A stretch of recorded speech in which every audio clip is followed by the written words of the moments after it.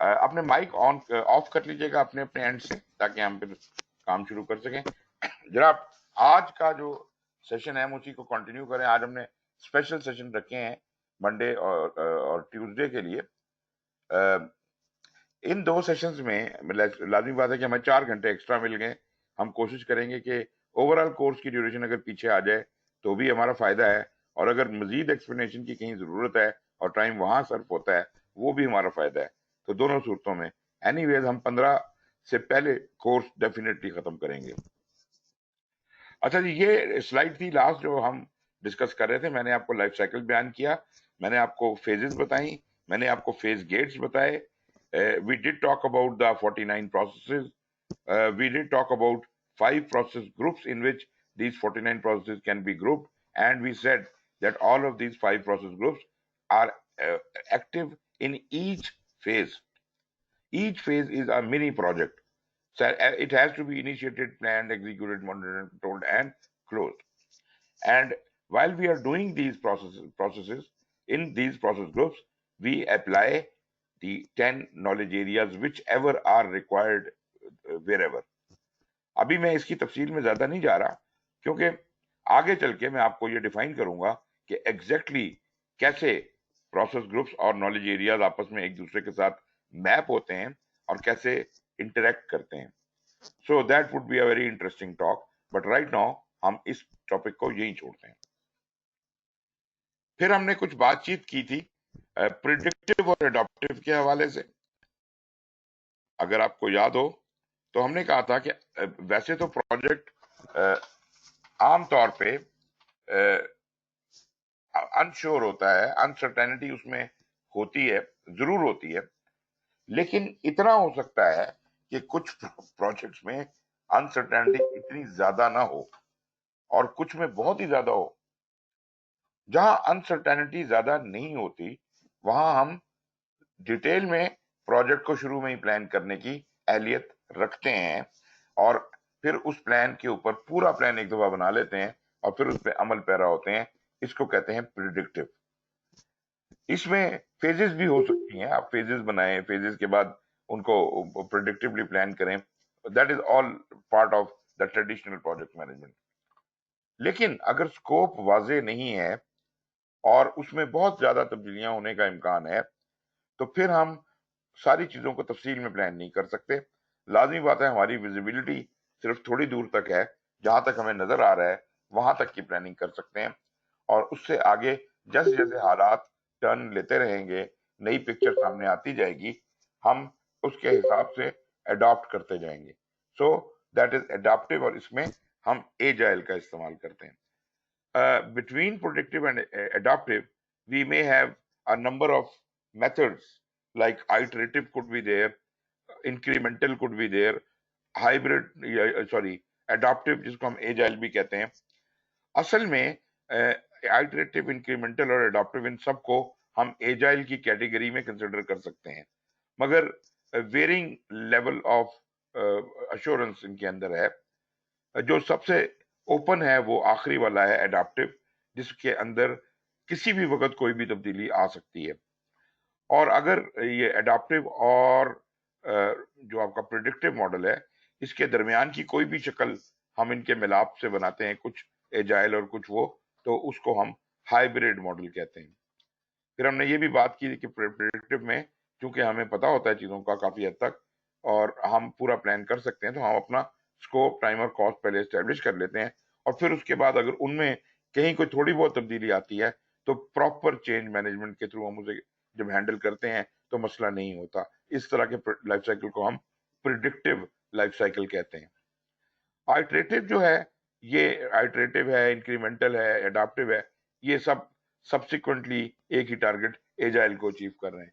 Iterative life cycle के अंदर हम जिसको मैंने एक मॉडल आपको बताया था कि पहले आप छोटी सी चीज बनाते हैं, उसका तस्वीर, उसकी उसकी ड्राइंग अप्रूव कराते हैं, फिर उसका मॉडल अप्रूव कराते हैं, फिर उसका कुछ और छोटी चीज बना के उससे बड़ी चीज, बड़ी से बड़ी, बड़ी से बड़ी। इनके अंदर हो सकता है कि जो मॉडलिंग करने के लिए आपने छोटे पोर्शंस किए हैं, आइटरेशंस किए हैं, वो मॉडल बन जाने और अप्रूव हो जाने के बाद वो मॉडल तो बेकार हो जाएगा ना। लेकिन इस हद तक उसका फायदा जरूर हुआ कि हमें मजीद रिक्वायरमेंट्स डिटरमिन करने का मौका मिला और हम उससे बड़े लेवल का मॉडल बना सके। मगर ये हम हर लेवल का मॉडल कस्टमर से अप्रूव कराते हैं और उसके बाद ही आगे बढ़ते हैं और ultimately we can successfully do it. तो जिसमें आप repeatedly series of repeated cycle में अपने मकसद को अचीव करते हैं। इंक्रीमेंटल लाइफ साइकिल जो है, this is the deliverable is produce through a series of iterations that successively add functionality. तो ये इंक्रीमेंटल है। पीछे मैंने क्या बात की थी, आइटरेटिव, सॉरी आइटरेटिव में मैं थोड़ी गलती कर गया। आइटरेटिव में आपको पूरा प्रोजेक्ट नजर आ रहा है लेकिन वजाहत सिर्फ पहले फेज की है। पहले फेज को डिटेल में प्लान कर लिया या पहली आइटरेशन को डिटेल में प्लान कर लिया, बाकी अभी नहीं सोचा। जब ये कंप्लीट हो जाएगी तो फिर हम अगले वाले के बारे में सोचेंगे, फिर उसके ऊपर फोकस करेंगे और इस तरह आइटरेशन बाय आइटरेशन हम प्रोजेक्ट को कंप्लीशन की तरफ लेते जाएंगे। आइटरेशन में और फेजेस में जरा फर्क है। फेजेस में हमने ये कहा था कि बड़ी बड़ी मेजर फेजेस हैं और फेजेस जो हैं वो प्रोडक्ट या डिलीवरेबल ओरिएंटेड हैं।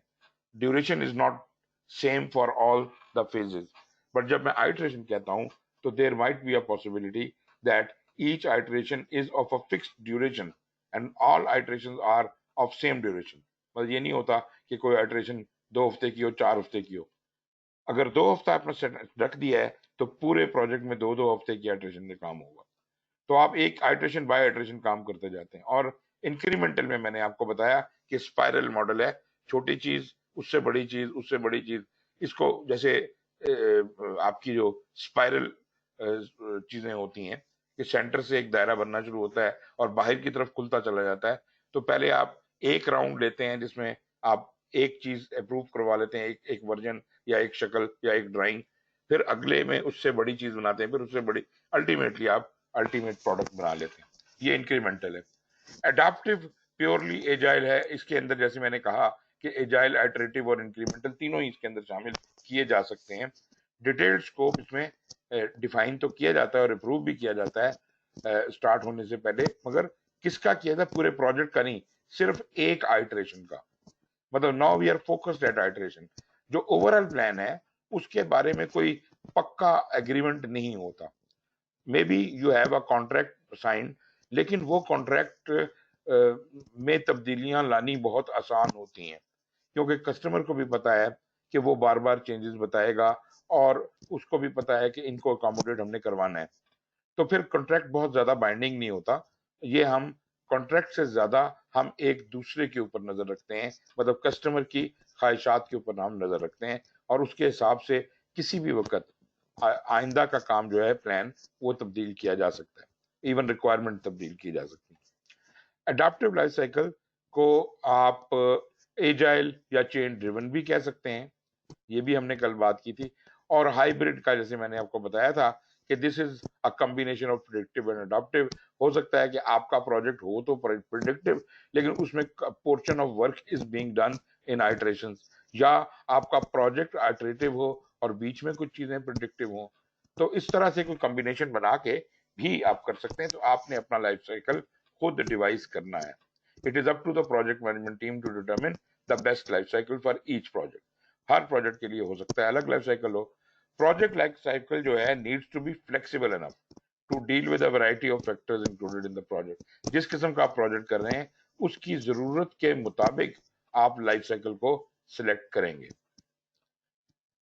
लाइफ साइकिल फ्लेक्सिबिलिटी के हवाले से हमने कहा था identifying the process and process कौन सी हमने इसकी वेरियस फेजेस में रखनी है। फिर परफॉर्मिंग दो द प्रोसेस और processes identified in the appropriate phase. Her phase में जो जो प्रोसेस अपने अप्लाई करनी है, जिस नॉलेज एरिया की भी प्रोसेस इस्तेमाल करनी है, उसको जस्टिफाई करेंगे, ये वाकई जरूरत है, उसको परफॉर्म करें। और फिर अगर आपको मजीद एट्रीब्यूट्स में कुछ एडजस्टमेंट्स करनी पड़ती है हर फेज में कि जनाब इस फेज का नाम क्या है, इसकी ड्यूरेशन क्या है, इससे बाहर निकलने का क्या तरीका है, एंटर होने का क्या तरीका है फेज में, तो वो सब चीजें हम पहले से डिटरमिन करके रख लेते हैं। अब जनाब ये आज जो हमने बात करनी थी वो यहां से, there is a difference between project life cycle and product life cycle. Now अभी हमने तो प्रोजेक्ट लाइफ साइकिल की बात की लेकिन प्रोजेक्ट लाइफ साइकिल तो उन कामों का जिक्र कर रही है जो प्रोजेक्ट के ऑब्जेक्टिव्स को अचीव करने के लिए करने पड़ेंगे। तो we are talking about project, but even before the project we had the product scope. जैसे प्रोडक्ट स्कोप और प्रोजेक्ट स्कोप है, इस तरह प्रोडक्ट लाइफ साइकिल और प्रोजेक्ट लाइफ साइकिल है। पहले स्कोप के हवाले से बात कर लें। हमने ये कहा कि रिक्वायरमेंट्स जब इस्टेब्लिश होती हैं, पहले तो हम ओपन रिक्वायरमेंट्स एक्सेप्ट करते हैं। हम कहते हैं जी जिसने जो रिक्वायरमेंट देनी है दे दे, और इवन जो नहीं भी दे सकता उससे भी जाके हम गुफ्तगू करते हैं और उससे कहते हैं जी और कोई रिक्वायरमेंट है तो बता दें और क्या हिसाब किताब है। मतलब we try to capture as many requirements as possible from all the stakeholders, ताकि उनकी सारी नीड्स एंड एक्सपेक्टेशंस हमारे पास कवर हो जाए। अब इसका ये मतलब कतई नहीं है कि ये अब सारी की सारी जो नीड्स एंड एक्सपेक्टेशंस हैं ये हमने पूरी भी करनी है, ये मसला नहीं है। मसला ये है कि अब उनकी हर ख्वाहिश सुन लें, लिख लें और उसके बाद उसको एनालाइज करें कि मुझे जो प्रोजेक्ट करने को दिया गया है उसके स्कोप के अंदर ये नीड्स और एक्सपेक्टेशंस आती हैं या नहीं आती। अगर आती हैं तब तो गुड इनफ हो गया, तब तो उससे एंटरटेन कर लेंगे हम। लेकिन जो नहीं आती उसको एंटरटेन नहीं किया जा सकता।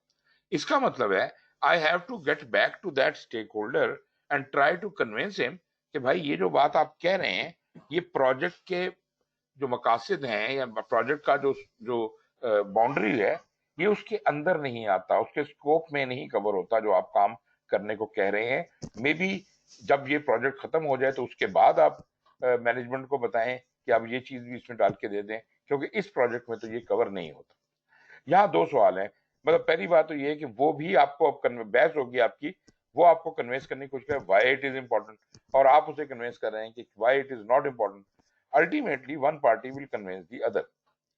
अगर तो आप कन्विंस हो गए हैं कि यार ये चीज तो वाकई इस फीचर होगा, इसके बगैर हमारा स्कोप पूरा नहीं हो सकता, शायद स्कोप को भी थोड़ा एक्सपेंड करना पड़े लेकिन इस चीज का इसमें होना जरूरी है, तो प्रोजेक्ट मैनेजर खुद रिकमेंडेशन भेजता है ऊपर कि जनाब ये एक स्टेक होल्डर की रिक्वायरमेंट थी, हमने उससे बात की एंड वी फाउंड कि इस रिक्वायरमेंट का ऐड होना जरूरी है और इसका असर प्रोजेक्ट के स्कोप पे पड़ रहा है। हम मुझे हिदायत कर दीजिए कि हम इसको एक्सेप्ट करें या ना करें। अगर आपको इजाजत मिल जाती है तो वो आपके प्रोजेक्ट का हिस्सा बन जाएगी वो चीज। मतलब प्रोडक्ट प्रोडक्ट का हिस्सा बन जाएगी कि वो रिक्वायरमेंट पूरी करनी है। प्रोडक्ट का स्कोप क्या था कि जो रिक्वायरमेंट्स आई हैं और जो टोटल रिक्वायरमेंट्स आज तक हमें पता चली हैं उनमें से कौन कौन सी रिक्वायरमेंट के गिर्द प्रोडक्ट बनेगा तो स्कोप पूरा होगा। तो product scope means all the functions and features which this product will have। मतलब this explains the product in detail, this is what is going to be created, that's all।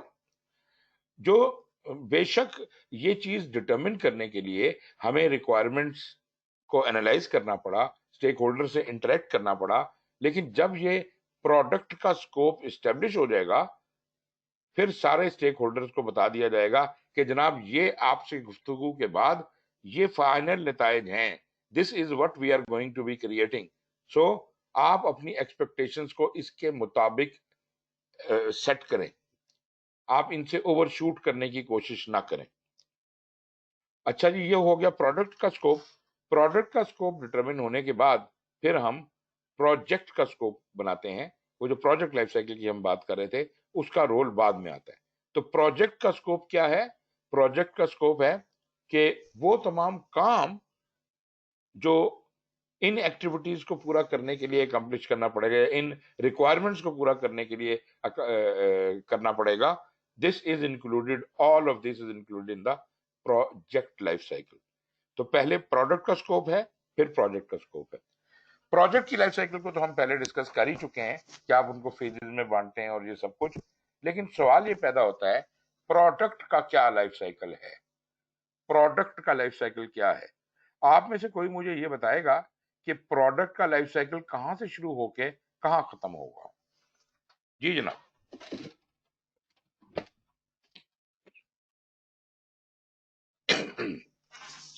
जी, कौन जवाब देगा? शेरशाह? अस्सलाम वालेकुम सर।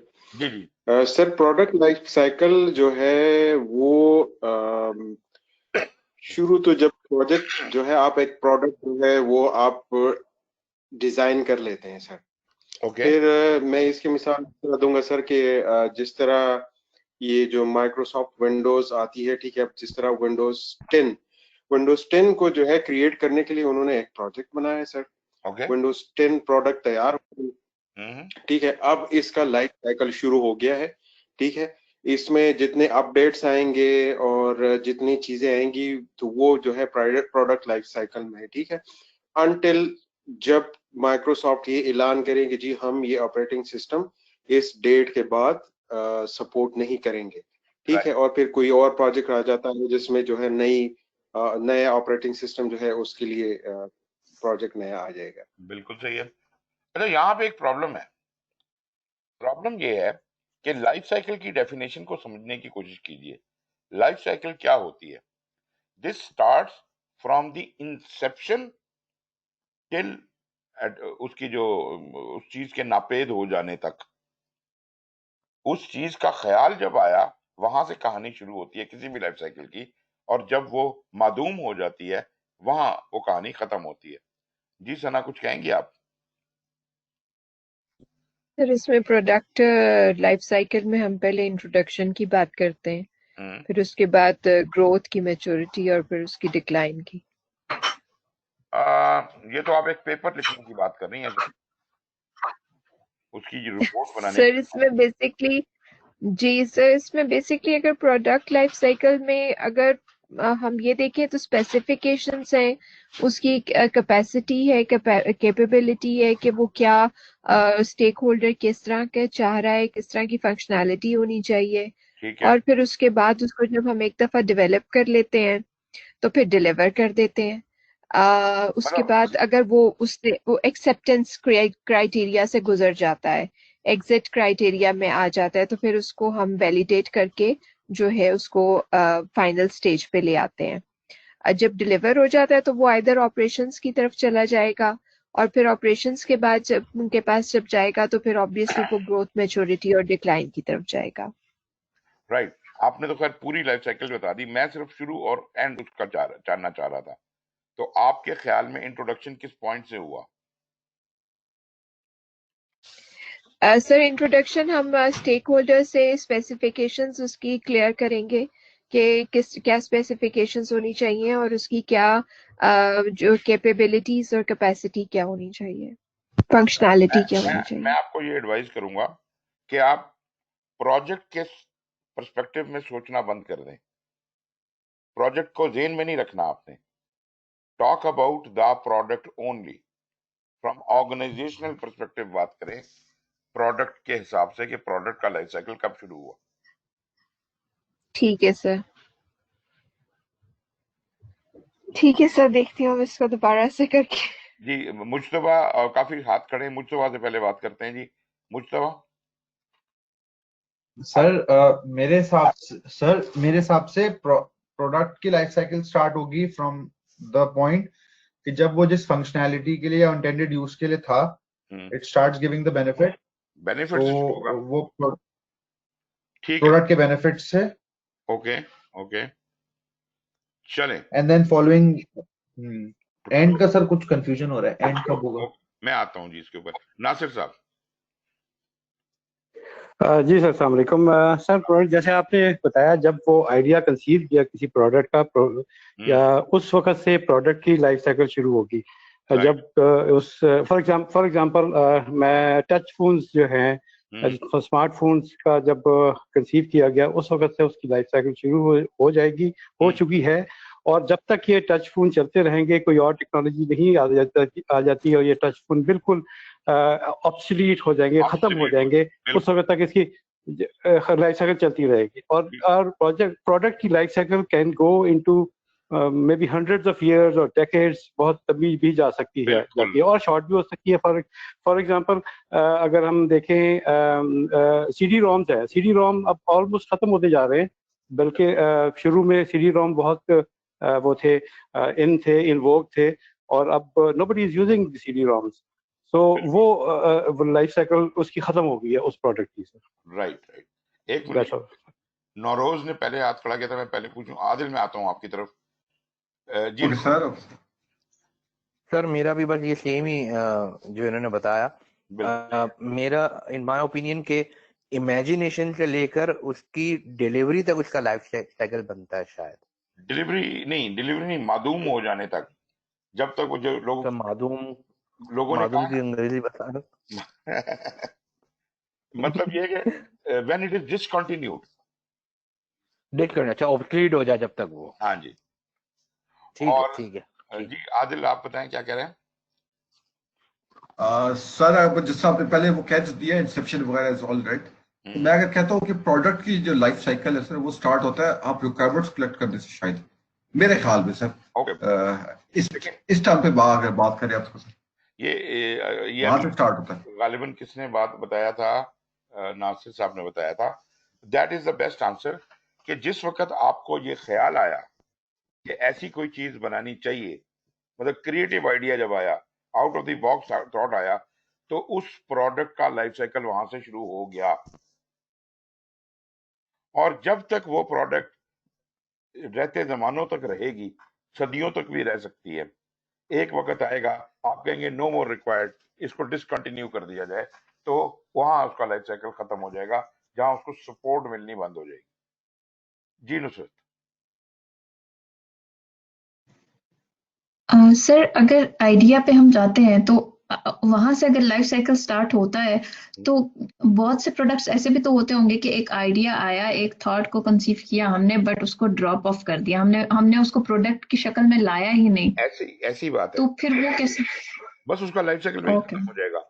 कई आइडिया ड्रॉप हो जाते हैं, बहुत से आइडियाज ड्रॉप हो जाते हैं, तो उनका उस प्रोडक्ट का लाइफ साइकिल वहां से शुरू होकर वहां खत्म हो गया, बात खत्म हो गई।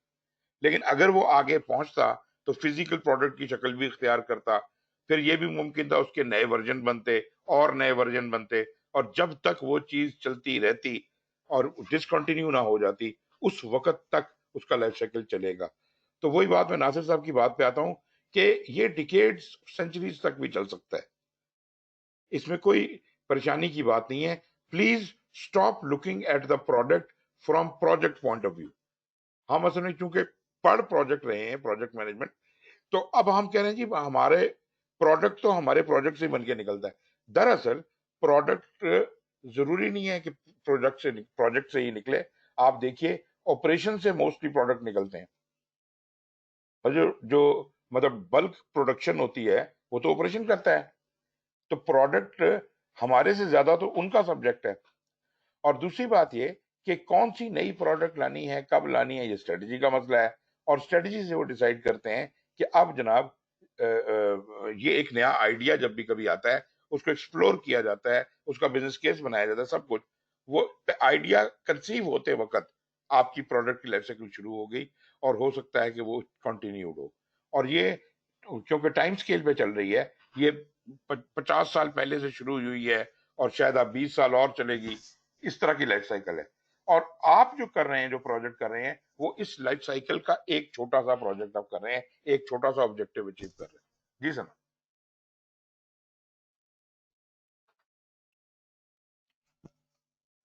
जी सर, ना कुछ कहना है? जी सर, सर मैं ये कहना चाह रही हूँ कि जब हम ये कहते हैं कि जब हम शुरू में डेफिनेशन करते हैं, इसकी कहते हैं कि project is a temporary endeavour to create unique service, product और रिजल्ट। जी तो जी, सर जब हम प्रोडक्ट की हम बात करते हैं वहां पर कि हम एक यूनिक प्रोडक्ट जो है वो इसमें क्रिएट कर रहे हैं, दुरुस्त तो है। फिर हम प्रोजेक्ट को किस तरह से डी अलाइन कैसे करें टोटली प्रोडक्ट के साथ, जबकि हमें स्टेक होल्डर मैनेजमेंट में जब चैप्टर पे हम जाते हैं तो फिर बार बार ये बात होती है कि स्टेक होल्डर से जी उसकी नीड्स, रिक्वायरमेंट्स पता की जाए। जब हम उसके रिक्वायरमेंट्स पता करते हैं तो स्कोप की बात आ जाती है, फिर जब ओके, स्कोप की बात आती है तो उसमें हम प्रोजेक्ट के स्कोप की बात भी करते हैं और फिर उसमें प्रोडक्ट के स्कोप को भी जो है डिफाइन किया होता है। बिल्कुल तो फिर सर वहां पर हम जब इतने सब चीजों को सामने लेकर जब हम देखते हैं सिनेरियो में, तो फिर प्रोजेक्ट को अलग करना बहुत ओके। मुश्किल हो जाता है। ये स्टेक होल्डर और स्कोप और के पॉइंट ऑफ व्यू से मैं बात कर रही हूँ स्पेसिफिकली इस वक्त। अच्छा, अभी एक चीज को जरा थोड़ा समझिएगा। हम इस वक्त पढ़ रहे हैं project management. There is a big huge subject. Project management से बहुत बड़ा सब्जेक्ट है प्रोडक्ट मैनेजमेंट, राइट? अगर आप वो पढ़े तो आपको ये अंदाजा होगा कि प्रोडक्ट मैनेजमेंट इज बहुत कई गुना बड़ी चीज है। एक प्रोडक्ट का लाइफ साइकिल अगर आप बिल्कुल भूल जाएं प्रोडक्ट को इस वक्त, और आप समझें कि एक नया प्रोडक्ट इंट्रोड्यूस करना है, उसका आइडिया आया, मैनेजमेंट ने उसको इनकरेज किया और फिर एक कहानी चल पड़ी। उन्होंने कहा जी इसकी फिजिबिलिटी बनाओ। वो एक प्रोजेक्ट था, उसके नतीजे में साबित हो गया कि ये काम करना चाहिए। उन्होंने ये भी कहा कि डाटा गैदरिंग करो। अब ये प्रोजेक्ट शुरू नहीं हुआ, वो कुछ ऐसे काम हो रहे हैं जो शायद बिजनेस एनालिस्ट कर रहा है या कोई भी कर रहा है। मे बी वो प्रोजेक्ट्स हों, लेकिन दरअसल प्रोडक्ट की लाइफ साइकिल में इस तरह के कई प्रोजेक्ट किए जाते हैं। और फिर एक वक्त वो आता है कि जिस वक्त आप फिजिकल प्रोडक्ट प्रोड्यूस करने का प्रोजेक्ट करते हैं। So this project is part of a long stream of projects which have been done on that product right from the inception onwards. जब से उसका आइडिया कंसीव हुआ, उसको पॉलिश करना, उस आइडिया को, उसकी ड्राइंग्स बनाना, कुछ और करना, कुछ और करना, कुछ और करना, ओवर द इयर्स। मतलब गाड़ियां हैं, टोयोटा की करोला है फर्ज करें, तो करोला जनाब वो करोला कैसे बन गई, करोला का कौन सा वर्जन है, फिर वो एक और प्रोजेक्ट होगा, नया वर्जन बना। हर साल का एक नया वर्जन बनता है, वो अलग प्रोजेक्ट के तौर पे होगा। और ये करोला कहाँ कब जाके डिसकंटिन्यू होगी, वो उसका एंड होगा। तो मतलब कहने का ये कि प्रोजेक्ट जो है वो प्रोडक्ट की हैसियत से बहुत छोटी चीज है। आप प्रोडक्ट की लाइफ साइकिल को एक प्रोजेक्ट ना समझें, पूरे प्रोडक्ट को आप एक प्रोजेक्ट ना समझें, बल्कि आप ये देखें कि मिसाल के तौर पे जिस दिन से टोयोटा ने कारें बनानी शुरू की, कार का आइडिया आया, उस दिन से उनका कार का बिजनेस ऑन है, लाइफ साइकिल वहां से शुरू हो गई है। फिर उन्होंने पता नहीं हजार प्रोजेक्ट किए होंगे, हर साल एक नया वर्जन, बल्कि एक से ज्यादा वर्जन, करोला, कोरोना, ये वो, विट्स वगैरह। फिर उनमें से हर एक का अलग अलग स्ट्रीम चलता रहा होगा। अब हम जिस स्ट्रीम को फॉलो कर रहे हैं, फर्ज करें वो करोला वाला है, और करोला वाला जो है वो अभी 2021 का मॉडल उन्होंने निकालना है, तो उसकी पूरा एक प्रोजेक्ट हुआ होगा, उसकी पूरी रिसर्च हुई होगी, एनालिसिस हुआ होगा, प्रोजेक्ट हुआ होगा, और अल्टीमेटली वो प्रोडक्ट की सूरत में मार्केट में प्रोडक्शन के पास आ गया। प्रोडक्शन ने वो गाड़ियां बनाई और लोगों को दी, फिर ये गाड़ियां खत्म हो जाएंगी, मादूम हो जाएंगी, फिर एक नया वर्जन आ जाएगा। तो मतलब ये प्रोडक्ट का लाइफ साइकिल शायद और 50 साल 100 साल और भी चल जाए, लेकिन बीच में प्रोजेक्ट ठीक है आता है। सर, ठीक है सर, अब क्लियर हो गया है काफी हद तक। ठीक है, थैंक यू। नासिर साहब। जी सर, एक और एग्जांपल जो मेरे जहन में आ रही है वो that is of a television. जब टेलीविजन का आइडिया कंसीव हुआ होगा, उस वक्त से टेलीविजन एज अ प्रोडक्ट की लाइफ साइकिल शुरू हो गई है। जी बिल्कुल। बट इनिशियल टेलीविजन जो थे वो वो जो बड़े बड़े मोटे मोटे से होते थे, कैथोड रे ट्यूब वाले, वो हुआ करते थे।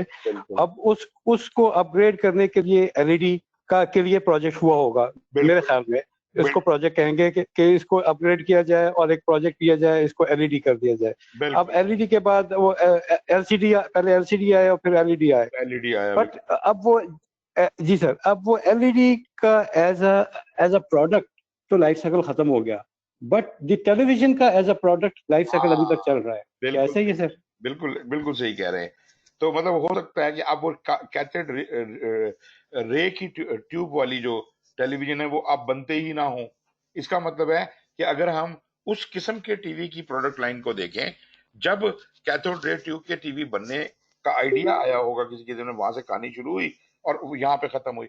अगर उसको भी आप फर्दर ब्रेक डाउन करना चाहें, ब्लैक एंड व्हाइट और कलर को अलग अलग करना चाहें लाइफ साइकिल को, तो ब्लैक एंड व्हाइट की लाइफ साइकिल कहाँ से शुरू हो रही है, कहाँ खत्म हो गई, और उसके बाद ये वाली आ गई। इस तरीके के साथ आप अगर चाहें, आप ये कहें करोला का फलाने वाला जो मॉडल है उसकी लाइफ साइकिल की बात करो, तो वो जहां से कंसीव हुआ है वहां से कहानी शुरू। गॉट इट जी?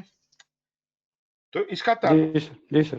इसका ताल्लुक प्रोडक्ट मैनेजमेंट से है, and it talks about the evolution of a product right from the concept through delivery, growth, maturity and to retirement, कि अब वो डिसकंटिन्यू हो गया, अब उसकी सर्विस नहीं मिलेगी।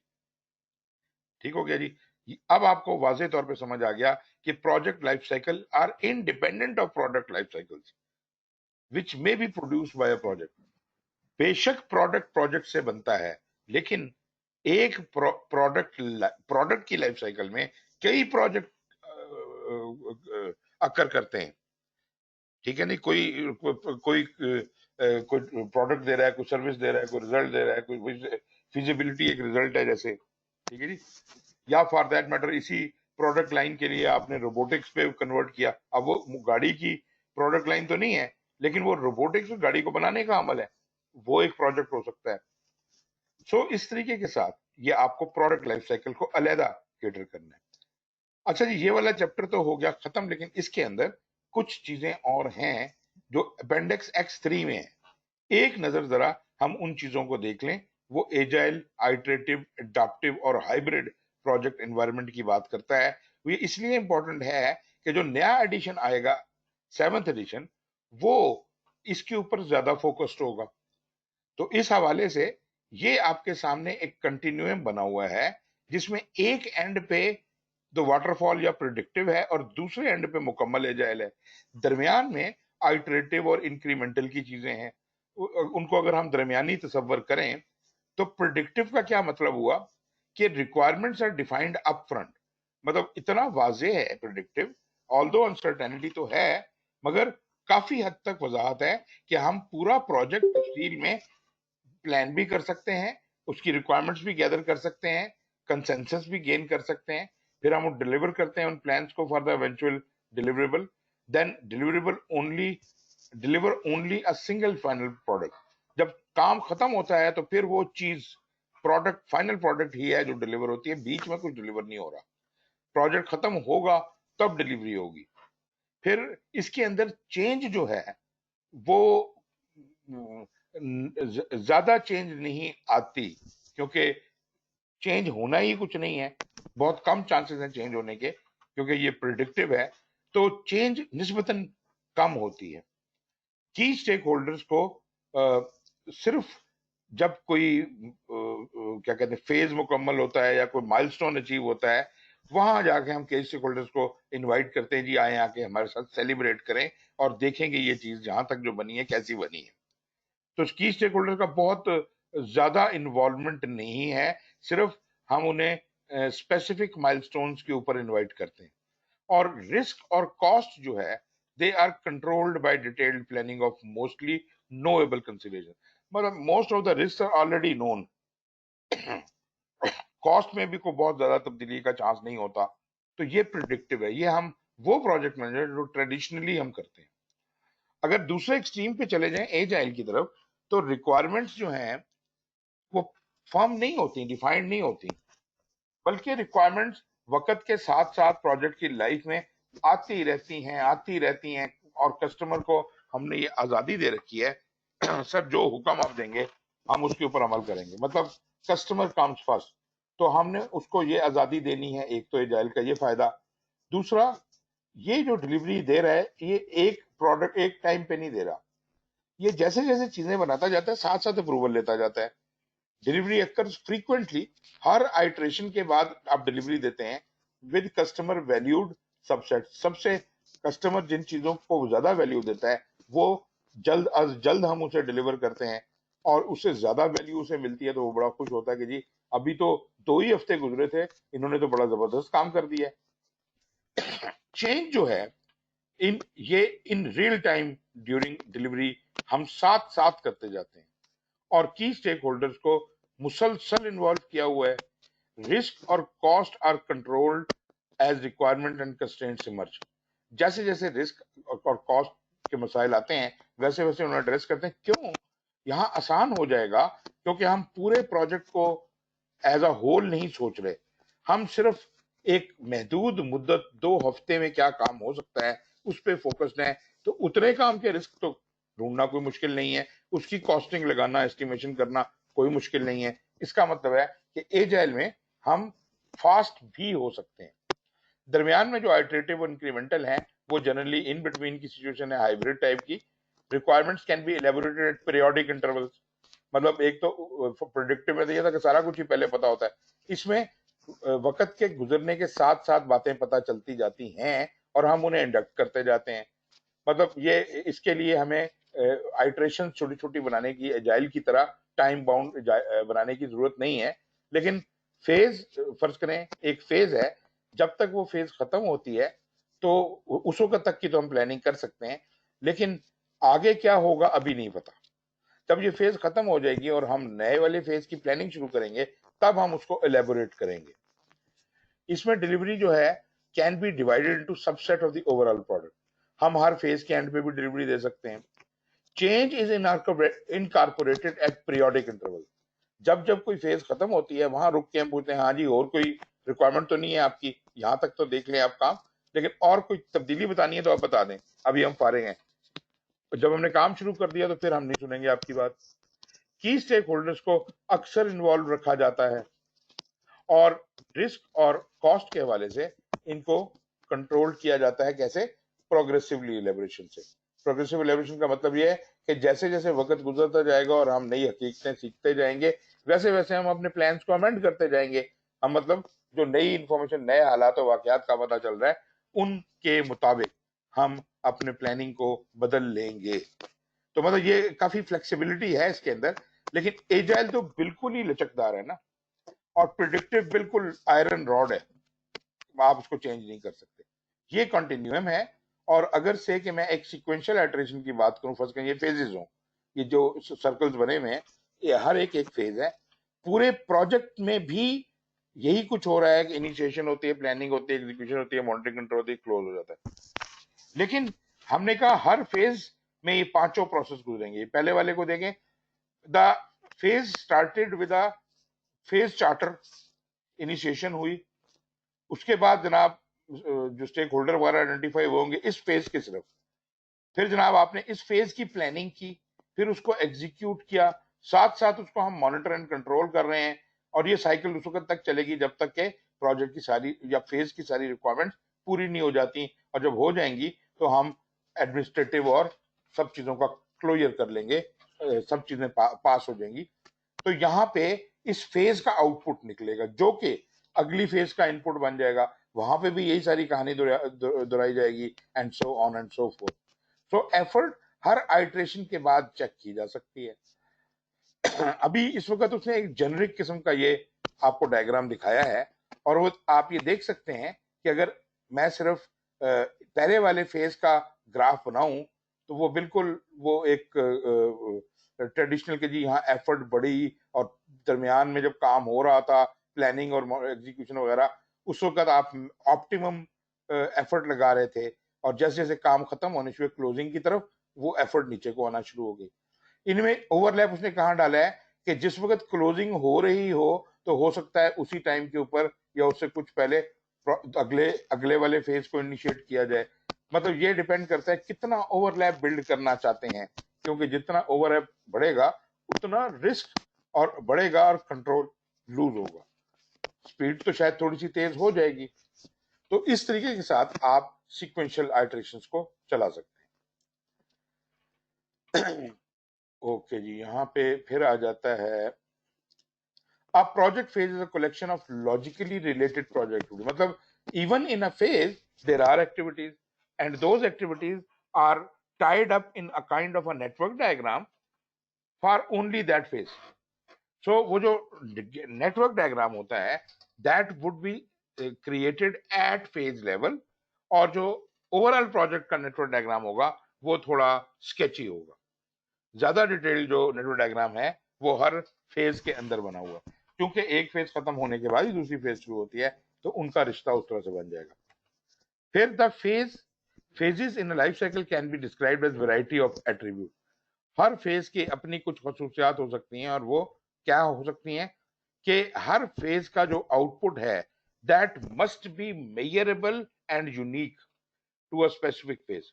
हर फेज का जो आउटपुट है वो उसको हम मेजर कर सकें, ये ना कह सकें काफी काम हो गया है, हम ये बताएं कितना एग्जैक्टली कितना काम हुआ है, उसको किस असूलों के तहत या किस स्केल के ऊपर मेजर किया जाएगा, ये डिटरमिन किया होना चाहिए फेज को डिजाइन करने से पहले।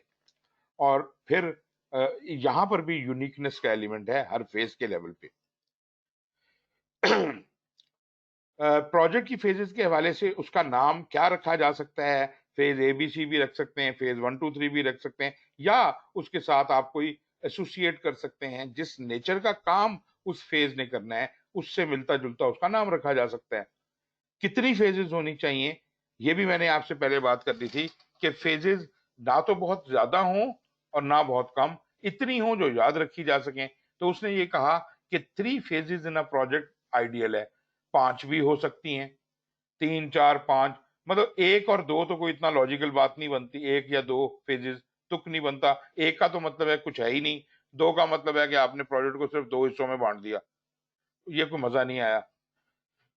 कम से कम 3 और फिर 5 के करीब फेजेस हों, 6 भी हो सकती हैं थोड़े, लेकिन याद रखिए जितनी फेजेस बढ़ाएंगे अपने लिए मुश्किलात बढ़ाएंगे।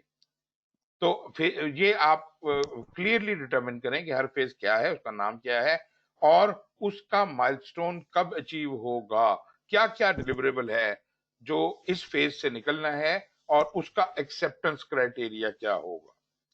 ड्यूरेशन हर फेज की डिफरेंट हो सकती है, मतलब कोई फेज 1 वीक की है, 1 हफ्ते, कोई महीने की है, कोई क्वार्टर की है, या ऐसे इस तरह से कोई आप यूनिट आइडेंटिफाई कर देंगे। लेकिन फिर वही बात आ जाती है कि the size of duration is not a constant here, लेकिन एजाइल में जब हम आइटरेशन चलाएंगे तो वहां ये कांस्टेंट हो जाएगा।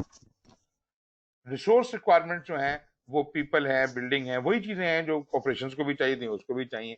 और इस फेज में दाखिले के लिए आपको क्या शराइत पूरी करनी है और इससे निकलने के लिए क्या शराइत पूरी करनी है। दाखिले के लिए मिसाल के तौर पे आपको कोई स्पेसिफाइड अप्रूवल डॉक्यूमेंट्स हैं चाहिए जिनको डॉक्यूमेंट करना है, स्पेसिफाइड डॉक्यूमेंट्स हो सकते हैं। लेकिन जब हमने एग्जिट करना है, either you have completed the phase या you have documented the approvals, completed the documents, completed deliverables, या फॉर दैट मैटर आपको हुक्म मिलता है कि इस प्रोजेक्ट को आगे कंटिन्यू नहीं करना। Subjects may be separated into distinct phases or सब components। ठीक है, ये जो फेजेस हमने बनाई हैं उनको उनके अंदर हम सब कंपोनेंट मतलब सब प्रोजेक्ट भी बना सकते हैं। कॉम्प्लेक्सिटी ज्यादा हो तो प्रोजेक्ट के अंदर हम सब प्रोजेक्ट बना के और उस तरह से, ये कॉम्प्लेक्स और बड़े प्रोजेक्ट्स के लिए। जी Nauroz. Sorry sir, previous to previous site में एक वर्ड आ रहा है यूनिक, यूनिक रिजल्ट। तो सर यूनिक को कैसे एलोबरेट करेंगे इसलिए प्रीवियस साइट पे? जी सर यूनिक रिजल्ट याद कीजिए प्रोजेक्ट मैनेजर की प्रोजेक्ट की डेफिनेशन को, to create a unique product service और रिजल्ट। बात समझ आई आपको?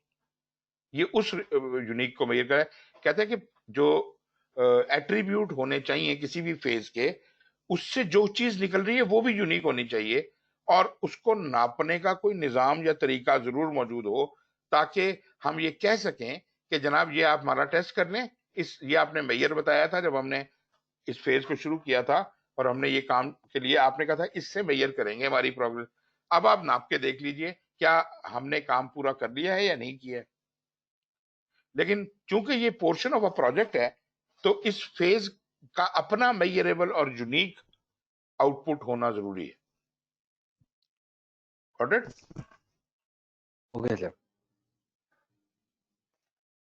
अच्छा जी, तो ये जनाब फेजेस, और फेजेस के नाम कैसे रखे जा सकते हैं। मिसाल के तौर पे concept development phase, feasibility phase, वो जैसे मैंने कहा था प्री प्रोजेक्ट फेज या ground acquisition phase, whatever, build phase, test phase, नामों अच्छे अच्छे नाम रख सकते हैं और रिलेटेड होना चाहिए वो नाम to the technical work of the project.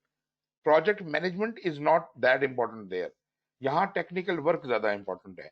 अगर आप कंस्ट्रक्शन कह रहे हैं तो कंस्ट्रक्शन की टर्मिनोलॉजी में से कोई टर्म इस्तेमाल कर दीजिए। अगर आप कोई और फील्ड में है उस की टर्मिनोलॉजी से, जो मतलब एक फेज में जिस नेचर के काम हो रहे हैं, जो मकसद उसका है, उसको वो हाईलाइट करता हो। छोटा सा नाम होना चाहिए, सिंगल और डबल वर्ड, जैसे यहाँ पे लेकर फिजिबिलिटी स्टडी, कस्टमर रिक्वायरमेंट, इस तरह से आपने उसको कोई 1 से 2 लफ्जों में बयान करना है अपने फेज के नाम। फिर जनाब प्रोजेक्ट फेजेस में भी established based on various factors, बहुत से फैक्टर्स हैं जिनके ऊपर हम प्रोजेक्ट फेजेस को डिटरमिन करते हैं। आपके मैनेजमेंट की क्या जरूरत है, आपका मैनेजमेंट जो आपकी टॉप लेवल मैनेजमेंट है या इमीडिएट ऊपर वाली मैनेजमेंट है, वो क्या चाहती है, वो भी बड़ा मैटर करेगा आप ये डिटरमिन करने के लिए कि किस किस्म की प्रोजेक्ट साइकिल इस्तेमाल करनी है, प्रोजेक्ट फेज इस्तेमाल करना है।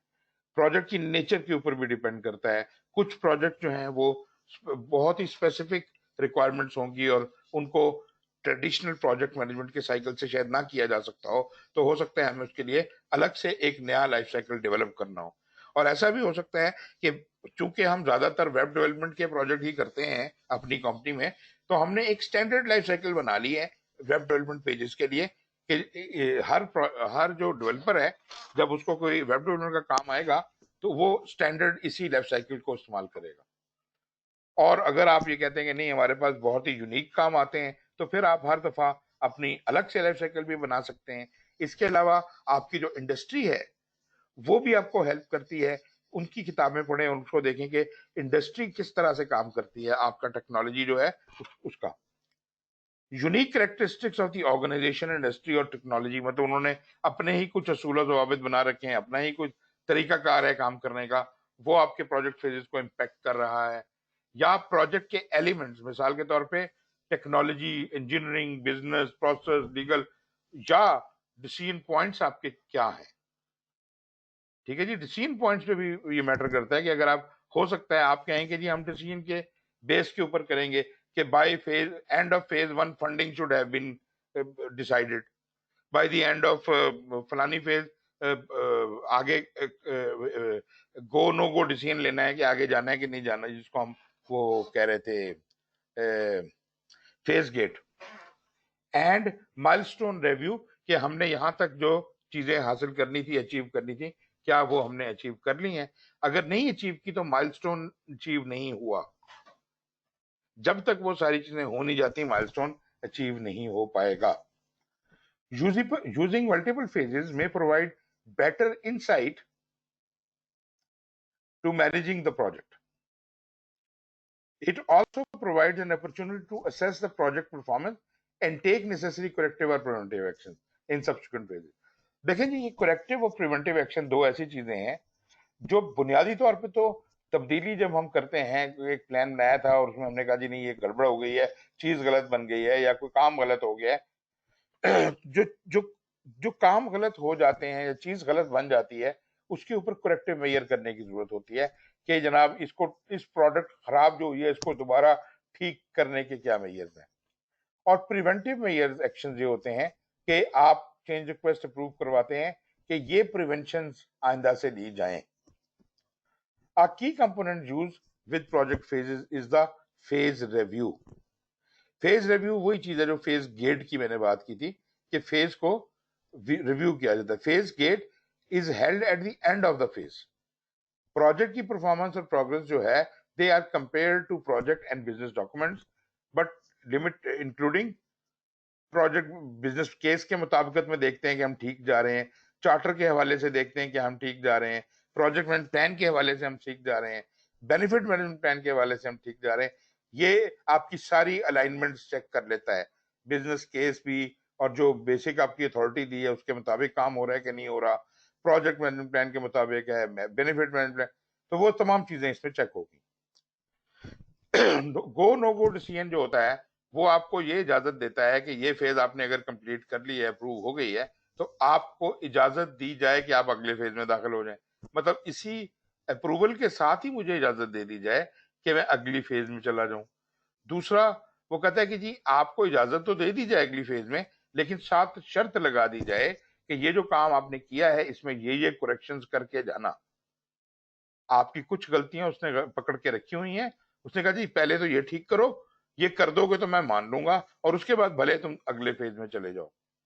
या तो प्रोजेक्ट ही खत्म हो जाए तब आप उसको खत्म कर देंगे, या आप ये कहें कि आप जिस फेज में हो आपको इजाजत नहीं दी जाती आगे जाने की, आप इस फेज को ऑन रखें। अब ये बड़ी अजीब सी बात है कि ऑन कैसे रखा जा सकता है, मतलब आप उसको कह रहे हैं कि या तो ये जो चीजें की हैं वो ठीक करें, अगर कोई काम ना बचा हो तो वो फिर फेज को क्लोज भी किया जा सकता है। Repeat the phase or elements of it. आपको ये कहा जा सकता है कि ये फेज आपने अच्छी नहीं की है, आप दोबारा करें सारा कुछ, या इसका कोई हिस्से हैं जिनको दोबारा करने की जरूरत है। Depending on the organization, industry और type of work, phase gates में भी रेफर टू, वो जो मैंने कहा था बहुत से नाम होते हैं फेज गेट के, वो ये चंद नाम लिखे हुए हैं। फेज रिव्यू भी कहते हैं फेज गेट को, इसको स्टेज गेट भी कहते हैं। मतलब यूके में ये जो लफ्ज है क्या नाम है, जो हमने क्या बोला था, फेज को के बजाय वहां पे स्टेज का लफ्ज इस्तेमाल होता है यूके में, और जिसको मैं मरहला उर्दू में कहता हूं। तो कोई भी नाम हो सकता है इस किस्म का जो ये रिप्रेजेंट करे। किल पॉइंट मतलब ये वो पॉइंट है जहां पे प्रोजेक्ट को कत्ल भी किया जा सकता है, खत्म भी किया जा सकता है। फेज एंट्रेंस मतलब अगली फेज जिसमें हम दाखिल हो रहे हैं उसका आगे एंट्रेंस डोर है, और जिससे हम निकल के आए हैं उसके पीछे फेज गेट है, फेज एग्जिट है।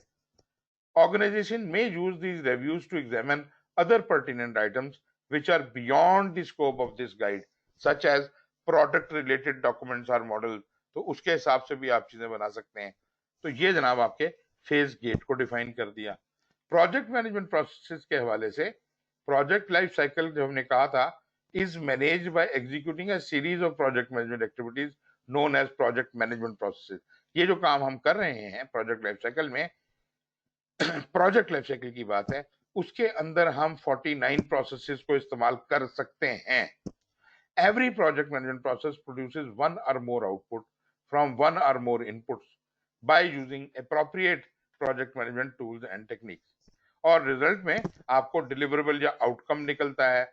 Outcome are an end result of the process, ठीक है, शॉर्ट टर्म गेन जिसे मैंने कहा था। और प्रोजेक्ट मैनेजमेंट के प्रोसेस जो हैं वो स्टैंडर्डाइज्ड हैं और वो किसी भी ग्लोबली किसी भी इंडस्ट्री में इस्तेमाल किए जा सकते हैं, लेकिन मैंने आपको कहा कि खुद ही आपने पिक एंड चूज कर। Project management process are logically linked with the output they produce.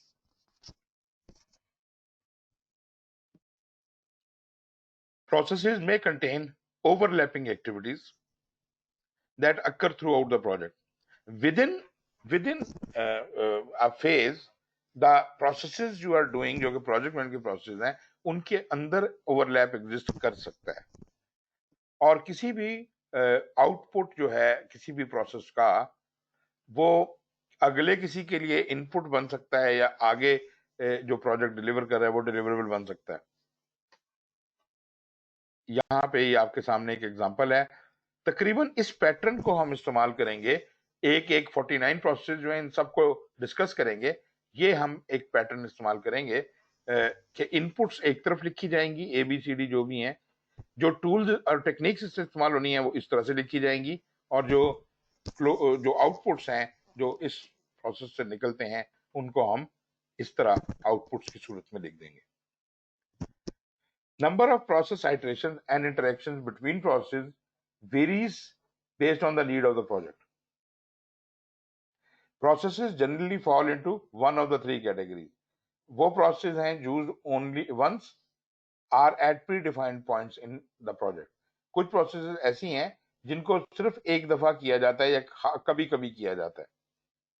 ये वो processes हैं जो कभी कभी होती हैं। फिर processes हैं that are performed periodically, जो मे बी एक मंथली या वीकली रिपोर्ट आनी है, दिस इज अ पीरियोडिक। तो प्रोसेस एक तो वन टाइम होते हैं और प्री डिफाइंड पॉइंट्स पे होते हैं, और दूसरे जो रेगुलर होते हैं पीरियोडिकली होते रहते हैं, और तीसरे that are performed continuously throughout the project. कुछ चीजें ऐसी हैं, कुछ प्रोसेस ऐसे हैं जो पूरे प्रोजेक्ट के साथ साथ होते ही रहते हैं। मिसाल के तौर पे चेंज रिक्वेस्टें जो होती हैं वो क्या नाम है उसका, perform integrated change control process का नाम है।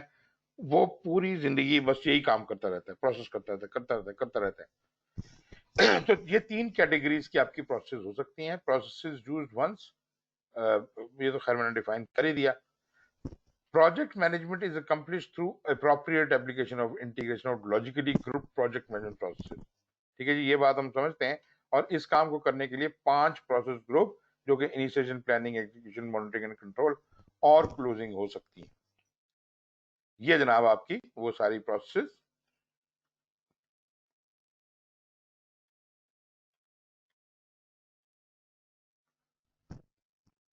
ओके जी, प्रोजेक्ट मैनेजमेंट प्रोसेस ग्रुप्स जो मैंने आपको पहले ही बता दिए, ये 5 हैं।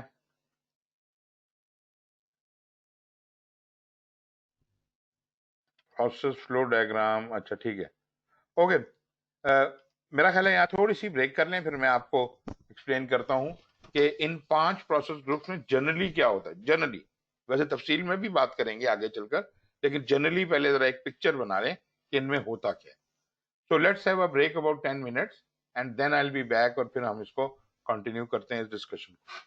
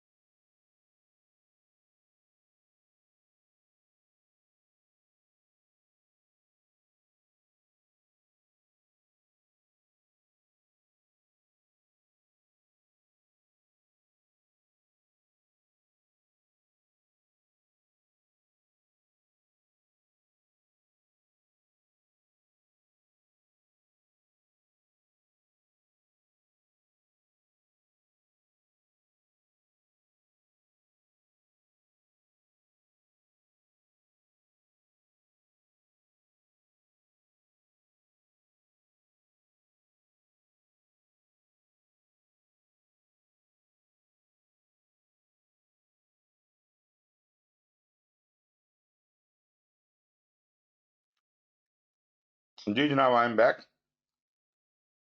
और आप सब भी मौजूद हैं। Are you all attentive? You can raise your hands. Very nice. अच्छा जी, अभी मैं जरा ब्रीफली जी बस ठीक हो गया जी, नीचे नीचे करने।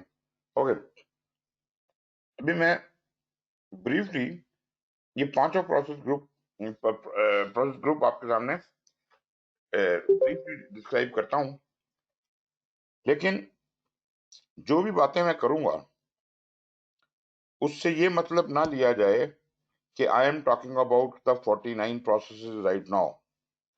मैं सिर्फ लेमैन लैंग्वेज में ये कहना चाह रहा हूँ कि इनिशिएशन में क्या क्या कुछ हम करते हैं, प्लानिंग में क्या करते हैं, एग्जीक्यूशन में क्या करते हैं। So do not relate it with the process groups. मैं बाद में प्रोसेस ग्रुप्स के हवाले से चीजें बाद में डिस्क्राइब करूंगा। तो जब इनिशिएशन की बारी आती है, आपको ये बात मैं बता चुका हूं कि इनिशिएशन के वक्त प्रोजेक्ट मैनेजर को चार्टर दिया जाता है, मतलब चार्टर बनाया भी जाता है। आप जरा गौर कीजिए, ये सारे वो काम हैं जो यहाँ पे होने हैं। एक तो प्रोजेक्ट की अलाइनमेंट चेक करनी है दो चीजों के साथ, ऑर्गेनाइजेशनल के ऑब्जेक्टिव्स के साथ, मतलब स्ट्रेटेजिक अलाइनमेंट, और कस्टमर की नीड, जो स्टेक होल्डर और कस्टमर है उन वो सेटिस्फाइड है, are they happy what we are going to be doing. ये पहला पॉइंट है। अगर ये ना मीट हो रहा हो तो प्रोजेक्ट को इनिशिएट ना किया जाए जब तक कि प्रोजेक्ट मैनेजर कॉन्फिडेंट नहीं है कि ये वाकई ऑर्गेनाइजेशन के ऑब्जेक्टिव्स के मुताबिक ये प्रोजेक्ट है और कस्टमर भी इससे खुश है। दूसरी चीज, ऑल्दो इनिशिएशन के वक्त हमारे पास पूरा तफसीली स्कोप नहीं होता, लेकिन किसी ना किसी शक्ल में एक स्टेटमेंट, एक ऑब्जेक्टिव या कोई स्ट्रेटजी हमें दी गई होगी और हमें कोई ना कोई स्कोप बताया गया होगा। अभी वो प्रोजेक्ट मैनेजर ने जो तफसीली स्कोप स्टेटमेंट बनानी थी वो प्लानिंग में बनाएगा, लेकिन at this stage when we hear about the charter, we should have a preliminary picture of what the scope statement would look like। ठीक है जी, जनरली एक प्रिलिमिनरी स्कोप आप अपने जहन में लेके आते हैं चार्टर को देख के, और उससे इंश्योर करते हैं कि स्टेक होल्डर की नीड्स और एक्सपेक्टेशन उसमें कवर्ड हैं। फिर चार्टर लिखते वक्त हम कुछ चीजें ऑप्शनली उसमें डाल सकते हैं। अगर बहुत ही हाई लेवल के कोई रिस्क हैं, बड़े बड़े रिस्क हैं, अ, ये अभी छोटे रिस्कों में तो हम जाएंगे जब प्रोजेक्ट लेवल के ऊपर अंदर जाएंगे प्लानिंग में, लेकिन अगर अभी इनिशिएशन के वक्त हमें कोई मोटी सी चीज नजर आती है कि रिस्क है, या कोई बड़ी सी assumption है, या कोई लिमिटेशन है, या कोई कंस्ट्रेंट है, अगर ऐसी कोई चीजें हैं तो उनको यहाँ लिख दिया जाता है चार्टर वगैरह के अंदर बाकायदा कि क्या क्या है। फिर ये जो स्टेक होल्डर्स को आइडेंटिफाई करना, उनकी जरूरियात को उनकी पहले, बल्कि यूं कहिए कि उनका आइडेंटिफाई होना और उनका एनालिसिस होना, ये भी इनिशिएशन के अंदर ही होता है। और नेचुरली प्रोजेक्ट चार्टर यहाँ पे बनता है, अप्रूव होता है, प्रोजेक्ट मैनेजर को दे दिया जाता है। कहने को तो ये मतलब वैसे तो समझाने के लिए तो मैंने 5 पॉइंट बनाए हैं, लेकिन अगर आप इसके प्रोसेसेस की बात करें तो इसमें दो ही प्रोसेसेस हैं। डेवलप प्रोजेक्ट चार्टर जो कि स्पॉन्सर की जिम्मेदारी है और इंटीग्रेशन का काम है। दूसरी चीज आइडेंटिफाई स्टेक होल्डर, जो चौथा पॉइंट कि स्टेक होल्डर्स, ये स्टेक होल्डर मैनेजमेंट का पार्ट है, और ये भी जो ही चार्टर प्रोजेक्ट में लेता है तो अगला काम वो ये करता है कि स्टेक होल्डर्स को आइडेंटिफाई करे और उनकी नीड्स को अंडरस्टैंड करे। ये तो होगी जी initiation, which was comparatively much simpler. Planning में क्या होता है? अगर वैसे देखा जाए तो प्लानिंग में वो तमाम काम होते हैं जिसमें हर नॉलेज एरिया, 10 के 10 नॉलेज एरिया, या अगर आप 10 नहीं भी इस्तेमाल करें, जितने भी नॉलेज एरिया आप इस्तेमाल कर रहे हैं उनके प्लान्स बनते हैं, मैनेजमेंट प्लान बनते हैं, बजट बनते हैं और चीजें होती हैं। मतलब जनरली स्पीकिंग दो किस्म की चीजें प्लानिंग के दौरान बनती हैं। एक चीज, तमाम मैनेजमेंट प्लान जो बने हैं तमाम नॉलेज एरियाज के, वो बनते हैं और उनको कंपाइल करके प्रोजेक्ट मैनेजमेंट प्लान में डाल दिया जाता है। इसके अलावा कोई डायग्राम्स हैं, कोई चार्ट्स हैं, कोई कैलकुलेशंस हैं, जो भी कोई हिसाब किताब है, उस सब को प्रोजेक्ट डॉक्यूमेंट्स की जीनत बना दिया जाता है। यहां ये भी क्लियर कर दूं कि मैनेजमेंट प्लान का क्या मतलब है। मैं शायद पहले भी बात कर चुका हूंगा। देखिए, management plan is never a descriptive plan. इसमें एक्चुअल डाटा इस्तेमाल नहीं हुआ होता। बेशक वो मैनेजमेंट प्लान क्वालिटी का हो, स्कोप का हो, टाइम का हो, कॉस्ट का, जिसका मर्जी हो। Management plan just gives you certain instructions कि भाई जब आपसे एक स्केड्यूल मैनेजमेंट प्लान है, तो भाई जब स्केड्यूल के लिए तुम फलाना काम कर रहे हो, फलाना प्रोसेस कर रहे हो, मिसाल के तौर पर जब एक्टिविटीज आइडेंटिफाई कर रहे हो, तो इन बातों का ख्याल रखना। किसी एक्टिविटी का साइज इस साइज से बड़ा ना होने देना, इससे छोटा ना होने देना। इस तरह की जितनी हिदायत हैं, उन सबको यहाँ इनकम्पस कर दिया गया है प्रोजेक्ट मैनेजमेंट प्लान के अंदर। मतलब स्केड्यूल मैनेजमेंट प्लान में स्केड्यूल से रिलेटेड बातें हैं, स्केड्यूल के तमाम प्रोसेस से रिलेटेड, स्कोप में स्कोप से रिलेटेड, कॉस्ट में कॉस्ट से, तो ये सारी जो चीजें हैं, इन चीजों को इनको मैनेजमेंट प्लान इनके बनेंगे। और ये जितने भी मैनेजमेंट प्लानिंग के दौरान बनेंगे, they will all form part of the project management plan. एक बात हो गई। इसके अलावा जो तफसीलात हैं, एक्टिविटीज कौन कौन सी हैं, उनका आपस में ताल्लुक क्या है, ये डाटा है। ठीक है, ये डाटा है। और इसको हम मतलब ये है कि ये नहीं कह सकते कि ये कोई आई मीन टू से कि ये तरीका नहीं है काम करने का, ये डाटा है। और this is basically put separately into an archive which is called project documents.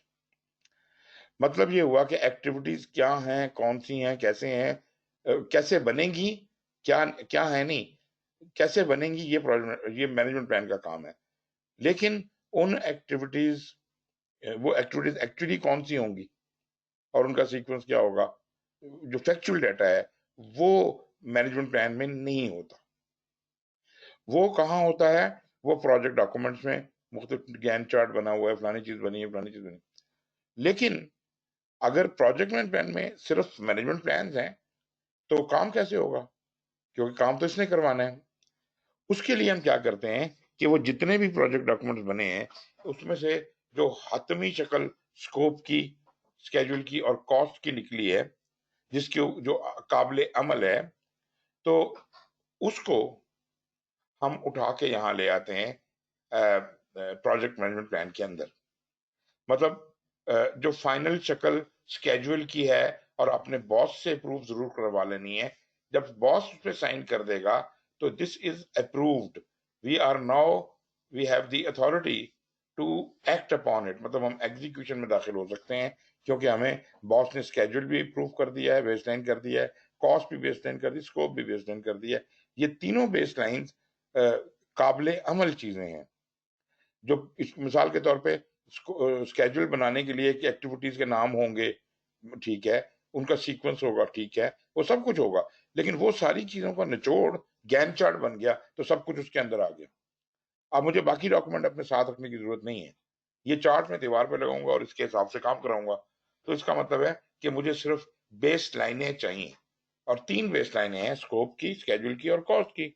3 base लाइनों के मुताबिक मैं काम करवा सकता हूँ। मुझे प्रोजेक्ट डॉक्यूमेंट्स की जरूरत नहीं है एग्जीक्यूशन के अंदर।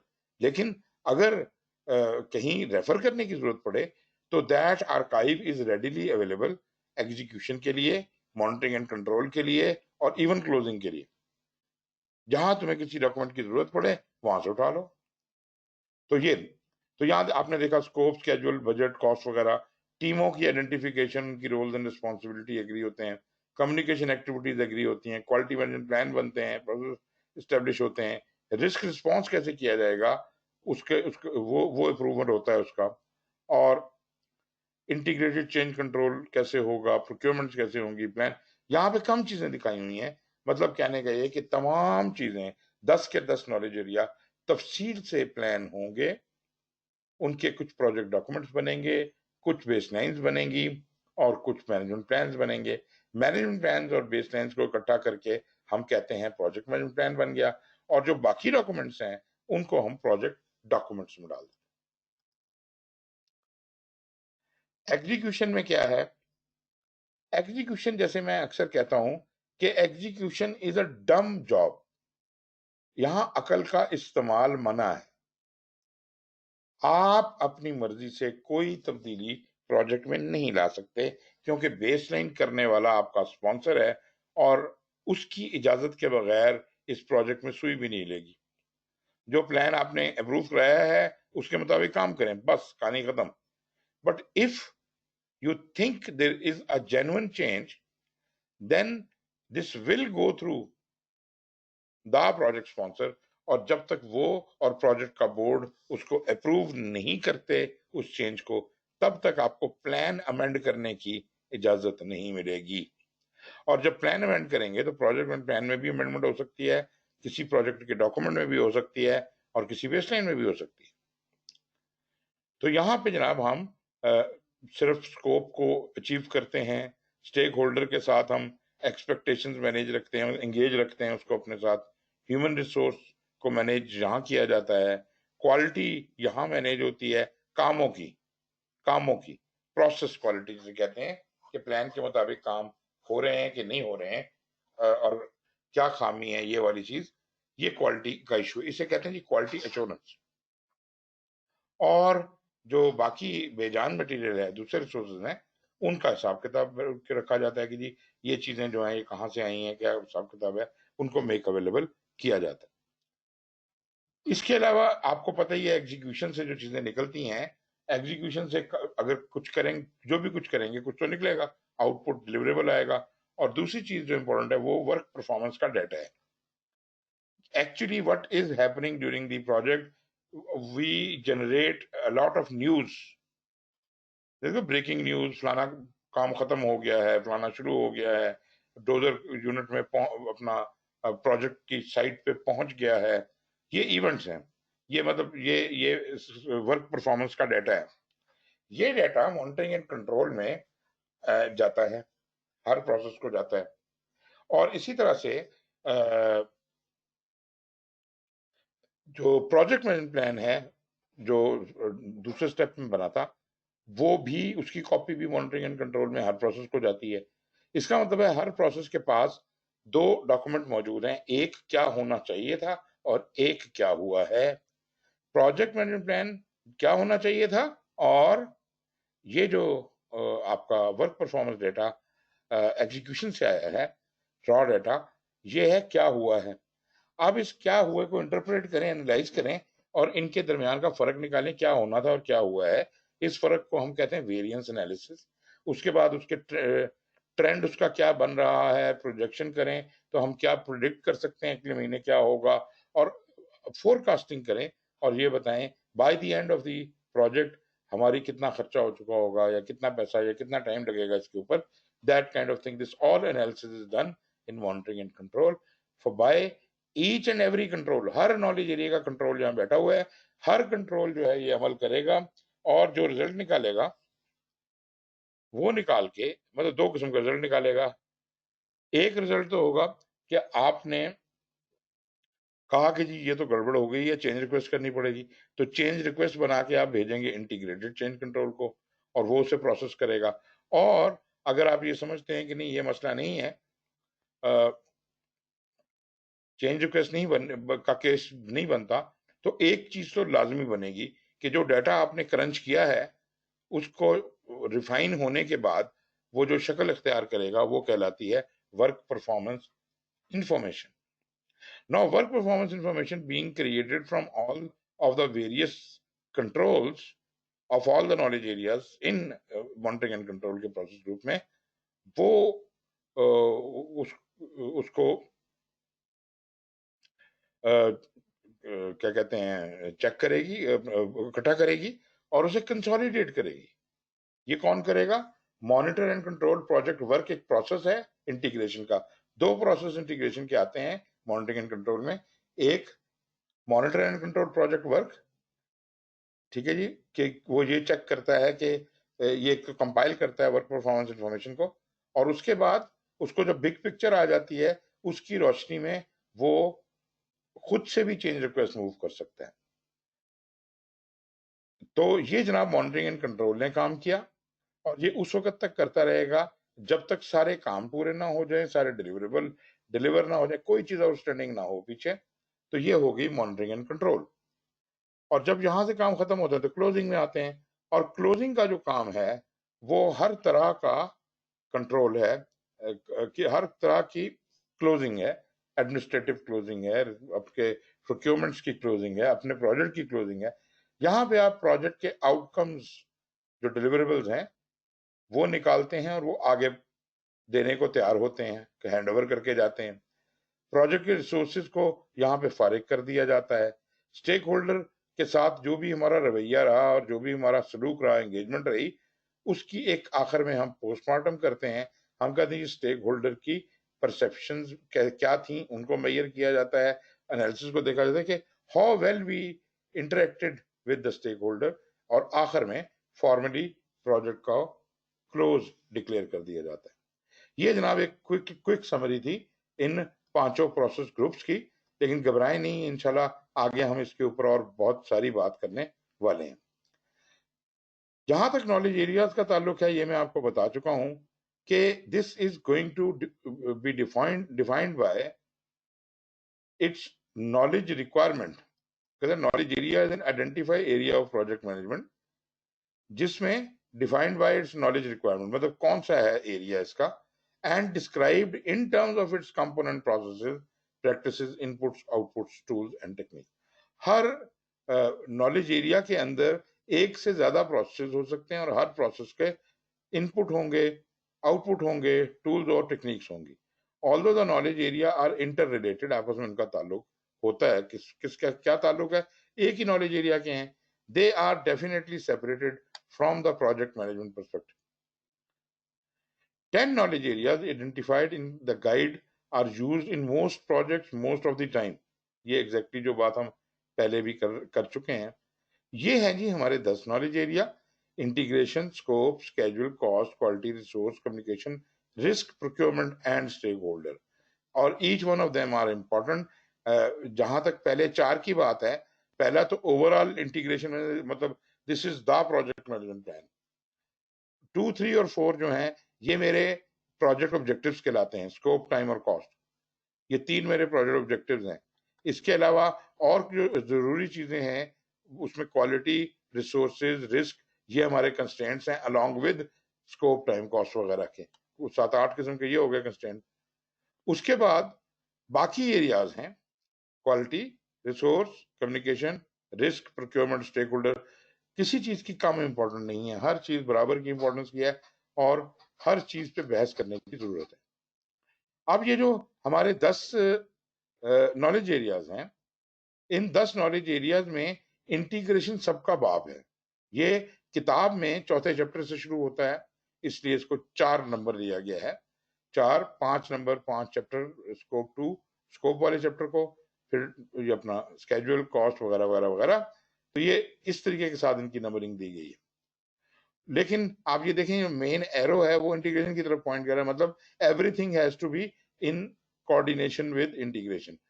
अलग अलग कोई 1.5 इंच की मस्जिद नहीं बचाएगा, इस प्रोजेक्ट में हर खबर इंटीग्रेशन को मिलनी चाहिए। ये जनाब आपके 10 नॉलेज एरिया, इनको हम डिस्कस करेंगे तो आपको पता चल जाएगा। इधर ब्रीफ डेफिनेशन लिखी हुई हैं, इनको अभी मैं इस वक्त I am not discussing them.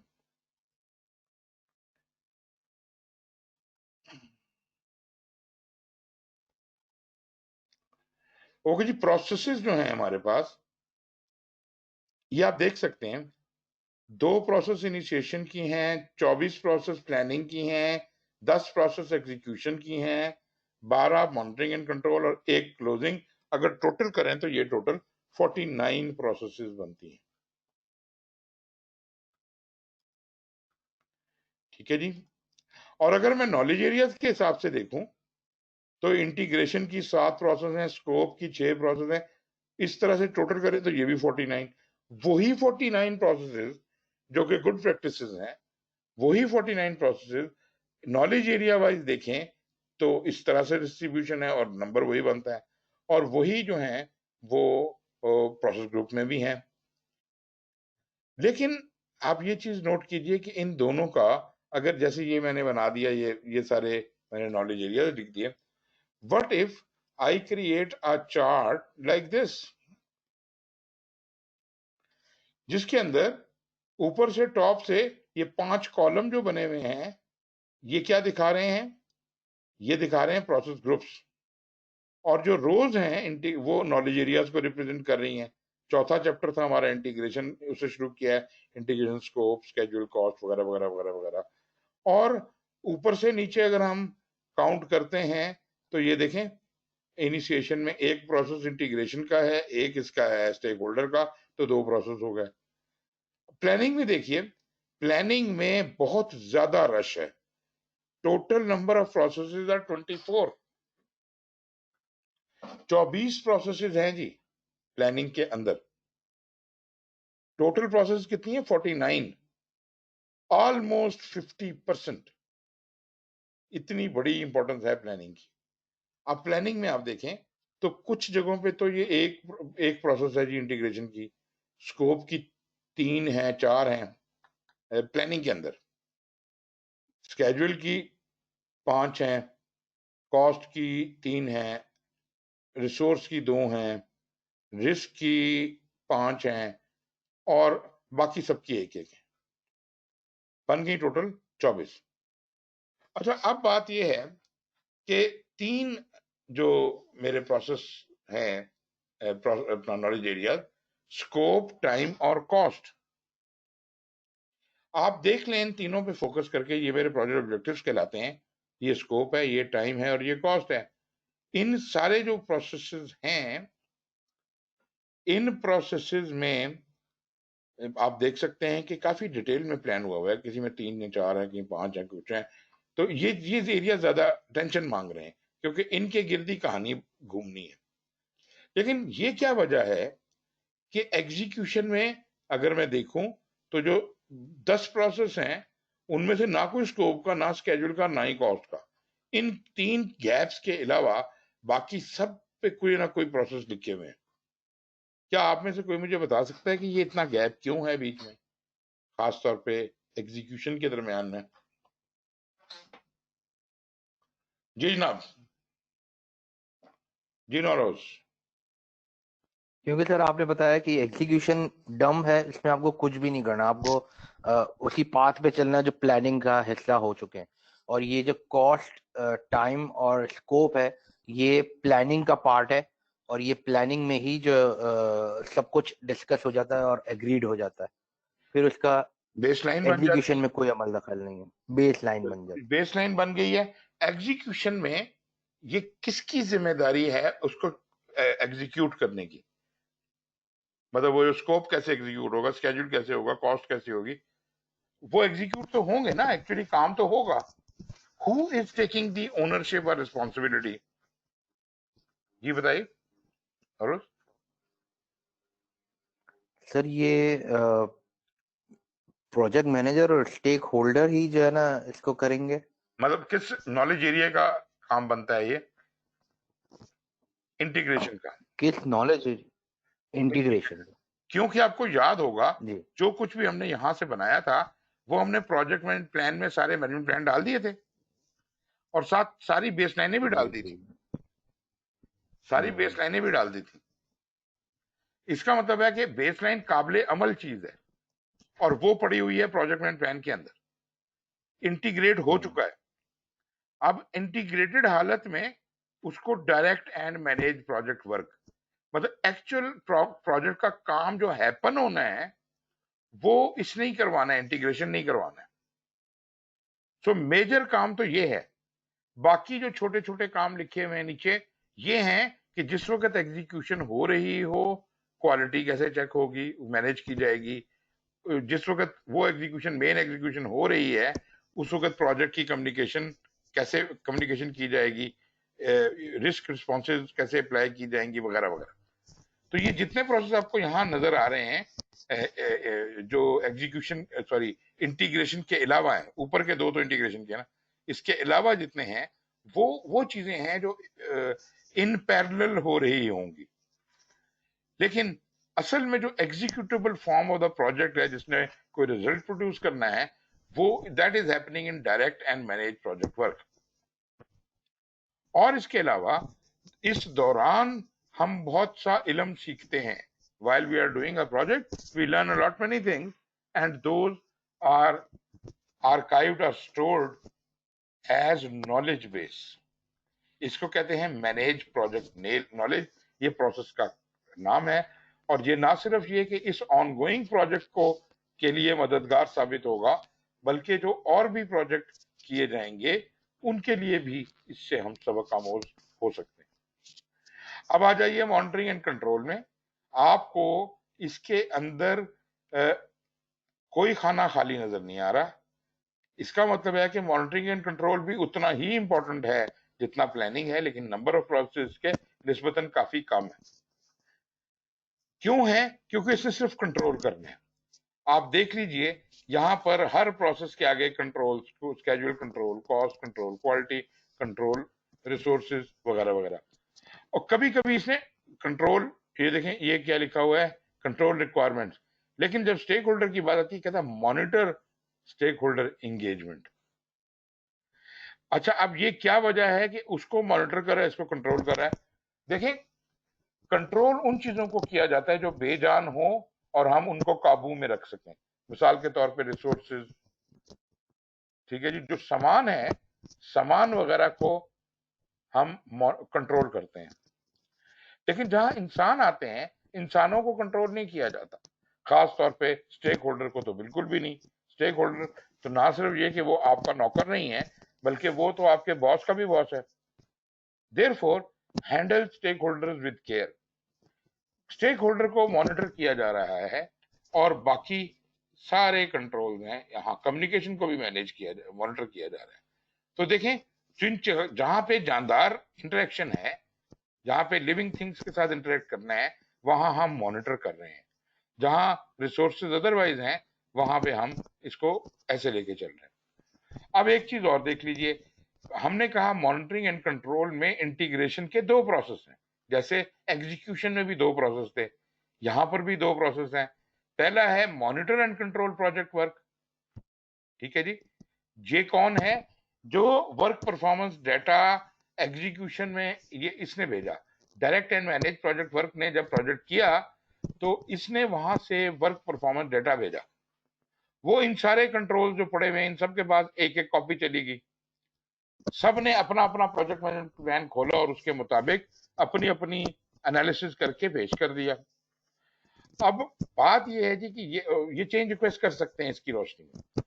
ये जो इन्होंने ये एनालिसिस किया है, ना सिर्फ ये कि ये सारे का सारा एनालिसिस कंपाइल होगा वर्क परफॉर्मेंस रिपोर्ट के लिए, बल्कि वो work performance report will be shared with execution, खास तौर पे जो सुपरवाइजर हैं, जो आपकी टीमों को देख रहे हैं। और ये अब उन लोगों के करतूत आ गए हैं सामने, हाउ वेल दे परफॉर्म। सिर्फ इसलिए नहीं कि एक आदमी बहुत भागदौड़ कर रहा है इसलिए वो उसको आला अरफा मकाम दिया जाए। आप ये इंश्योर करें कि हर बंदा जो है वो प्रोजेक्ट के ऊपर कमिटेड है और कोई डॉज नहीं करता। तो यहाँ पर monitor and control project work ने वो जितना भी वर्क परफॉर्मेंस डाटा इन सबको गया था और उन्होंने उसका एनालिसिस करके उसको वर्क परफॉर्मेंस इंफॉर्मेशन बना दिया था। तो इन सब ये सारी वर्क परफॉर्मेंस इंफॉर्मेशन यहाँ से उठा के हम पहुंचा देते हैं monitor and control project work को, जो इन सारी वर्क परफॉर्मेंस इंफॉर्मेशन को कंपाइल करता है into R report which is called work performance report. और ये 3-4 जगहों पे इसकी कॉपी जाती है, जिसमें सबसे इंपॉर्टेंट जगह जो है वो, अगर आप एग्जीक्यूशन के अंदर देखें,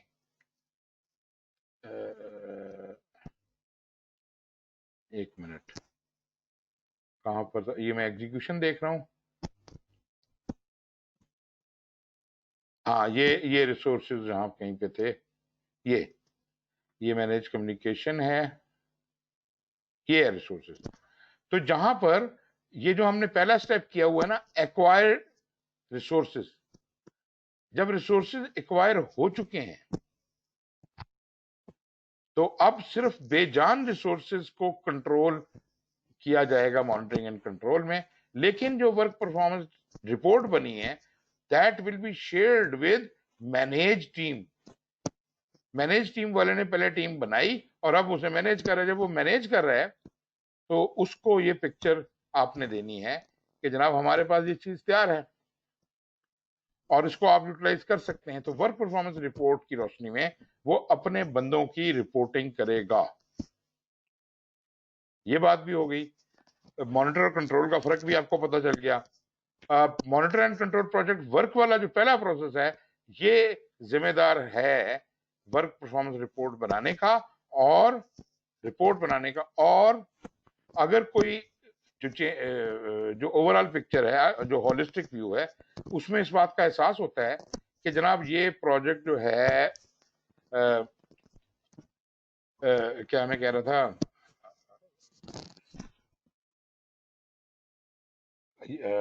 ओके, वर्क परफॉर्मेंस रिपोर्ट मैं बात कर रहा था कि वर्क परफॉर्मेंस रिपोर्ट वो फिर उसके हिसाब से उन लोगों की रिपोर्टिंग लिख देते हैं। और इसके अलावा प्रोक्योरमेंट को और एक दो जगहों को भी ये आउटपुट देता है। परफॉर्म इंटीग्रेटेड चेंज कंट्रोल वो जगह है जहां सारी दुनिया से चेंज रिक्वेस्टें जो आ रही हैं वो यहाँ आके कंपाइल हो रही हैं, अप्रूव हो रही हैं। तो ये एक सेंट्रल हब है चेंज रिक्वेस्ट को अप्रूव या प्रोसेस करने का। डिलीवरेबल की मैं बात करूं तो डिलीवरेबल ने, आपको याद होगा मैंने बताया था कि 2 चेकों से गुजरता है। पहले उसका क्वालिटी कंट्रोल चेक होता है। देखिए कहाँ है क्वालिटी कंट्रोल, ये पड़ा है जी कंट्रोल क्वालिटी। कंट्रोल क्वालिटी जो है सबसे पहले डिलीवरेबल जब आता है तो इसके पास आता है। इन सारे प्रॉब्लम में सिर्फ इसके पास जाता है और एक वैलिडेट स्कोप के पास जाता है। तो पहले वो सबसे कंट्रोल क्वालिटी में आता है। कंट्रोल क्वालिटी उसकी टॉलरेंसेस वगैरह चेक करता है। अगर वो पास है तो उसे आगे भेजता है एज अ वेरीफाइड डिलीवरेबल, और अगर वो पास नहीं है तो उसको वो रिजेक्ट कर देता है, कहता है जी दोबारा काम करके लाओ। अगर कोई चीज इसमें पास हो जाती है तो हम कहते हैं ये वेरीफाइड है, अब इसको कहां भेज दो, वैलिडेट स्कोप के पास, ताकि स्कोप चेक कर ले कि वो तमाम चीजें जो इसके अंदर होनी चाहिए गिनती पूरी है, कोई ऐसा मसला तो नहीं है।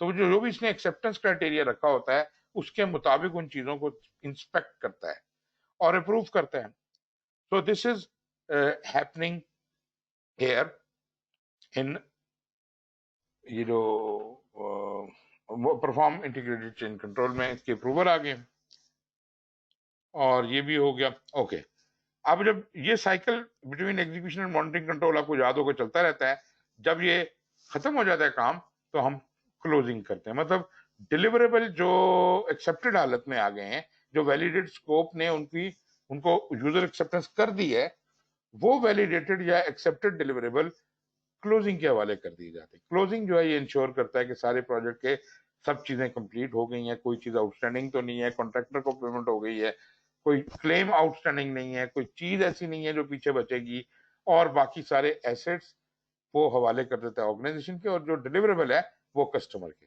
और यहाँ प्रोजेक्ट खत्म हो जाता है।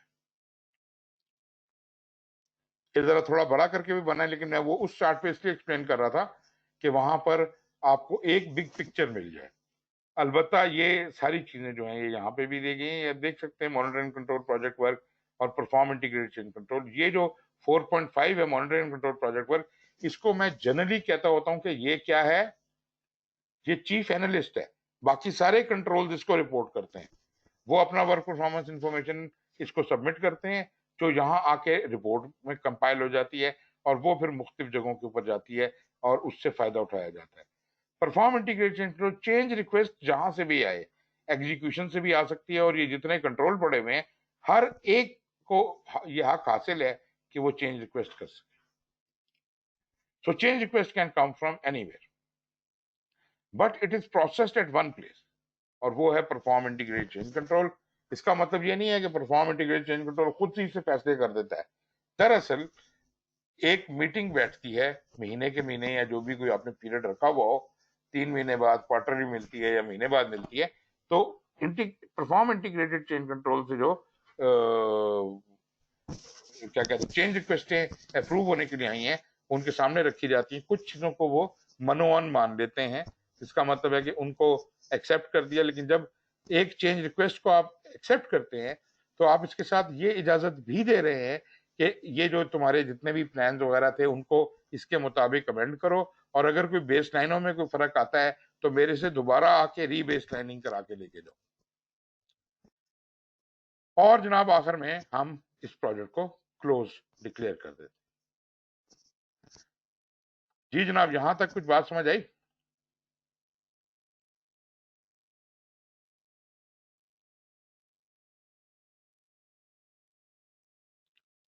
जी जनाब।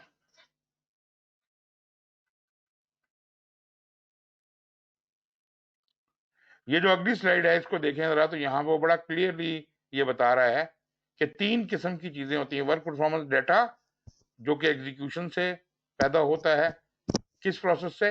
Monitor and control project work. Work performance information कहां से पैदा होती है?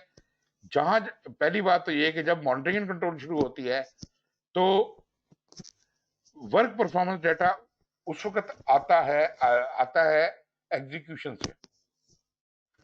ये वर्क परफॉर्मेंस डेटा इन तमाम कंट्रोल्स को दे दिया जाता है, ये अपना अपना एनालिसिस करते हैं, जो रिपोर्ट बनाते हैं या जो उसका आउटपुट बनाते हैं, एनालाइज्ड आउटपुट निकालते हैं, उसको कहते हैं क्या कहते हैं, work performance data, sorry work performance information. ये वर्क परफॉर्मेंस इंफॉर्मेशन इन तमाम कंट्रोल से निकल के जाती हैं monitor and control project work के पास, जो इनको कंपाइल करके बनाया जाता है वर्क परफॉर्मेंस रिपोर्ट। यही बात मैंने आपसे की। ये इनकी डेफिनेशन है। ये एक जनरल सा उसने पिक्चर बनाया हुआ है कि जब एग्जीक्यूशन होती है तो वर्क परफॉर्मेंस डाटा निकलता है। उसके बाद कोई भी कंट्रोलिंग प्रोसेस हो, कॉस्ट का हो, स्कोप का हो, जो भी है, वो उसको एनालाइज करके सॉर्ट कर देता है और उससे निकल आती है वर्क परफॉर्मेंस इंफॉर्मेशन। ठीक है जी। अब इस इंफॉर्मेशन की रोशनी में आप देखते हैं कि अब अगर कोई चीज, सॉरी, ये जो ओवरऑल प्रोजेक्ट कंट्रोल है, ये है monitor and control project work. इसने इस वर्क परफॉर्मेंस इंफॉर्मेशन को रिसीव किया और इसने फिर वर्क परफॉर्मेंस रिपोर्ट निकाल दी। अब इस रिपोर्ट की रोशनी में क्या हो? नंबर 1, अगर तो कोई चेंज रिक्वेस्ट बनती है तो चेंज रिक्वेस्ट कंसिडर की जाएगी, और अगर अप्रूव हो जाती है तो हम और प्रोसेसेस करेंगे। तो अप्रूवल की रोशनी में अमेंडेड प्लान होगा, वो वाली प्रोसेस करेंगे। प्रोजेक्ट की कम्युनिकेशन, कुछ ऐसी चीजें होती हैं जिनको डायरेक्टली प्रोजेक्ट कम्युनिकेशन की तरफ भेज दिया जाता है, उनका कोई रोल नहीं है कि मतलब उस चीज का कोई फर्क स्कोप या टाइम या कॉस्ट पे नहीं पड़ता, तो आप डायरेक्टली उसे कम्युनिकेट करते हैं लोगों के साथ।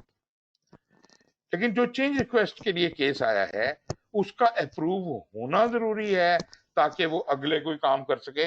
इसका मतलब ये हुआ कि अगर ये नहीं पास होता तो project management plan and project documents have to be updated.